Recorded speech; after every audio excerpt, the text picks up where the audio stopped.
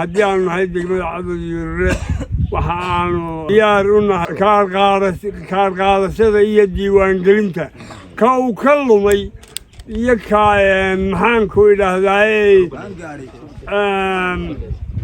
aan qaadan iyo ka bedelashada intaba in aanu u diyaar garowno maxaan ku idhaahdaa tirakoobka ama diiwaangelinta doorashada